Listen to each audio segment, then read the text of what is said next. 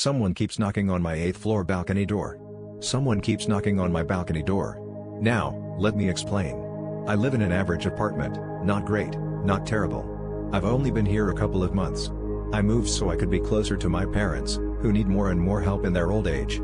Honestly, this place was the cheapest option I could find. The neighborhood has always been a little sketchy, petty theft, break-ins, that kind of thing.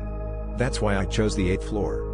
I figured, if someone wanted to rob me, at least they wouldn't be climbing 8 stories up to do it. That's what makes the knocking so unnerving. The balcony door is the sliding glass kind, thin enough that a strong person could probably shatter it. The first time it happened, I thought I imagined it, a soft tap tap tap, like knuckles against the glass. I froze in bed, waiting. Then it came again, louder. Knock. Knock. Knock. I should mention something. When I was a kid, I used to doorbell ditch people. I'd come up with clever ways to do it, hiding in places so obvious nobody thought to check.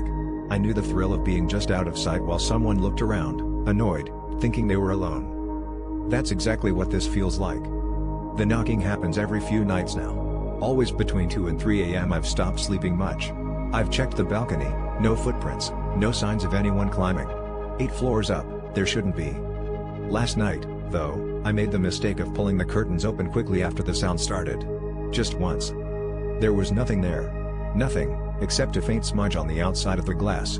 A greasy oval, right about where a forehead would press if someone had leaned close to peer in. I scrubbed it off with shaking hands. Tonight, it's happening again. The knocking is sharper, more insistent. I haven't looked this time. I don't want to. But then I realized the rhythm, 3 short knocks, a pause, 2 more. My old signature. The one I made up when I was a kid. I freeze, listening. After a long silence, I hear footsteps, slow, dragging, moving away from the balcony. I almost convince myself it's over. Then my phone buzzes on the nightstand. A text from an unknown number. It just says, "Not as fun when you're the one being ditched, huh?" My hands are shaking when I glance at the balcony door, just for a second. The glass is dark, but I can see it, a long, still shadow pressed against the frame. Whoever, or whatever, it is never left.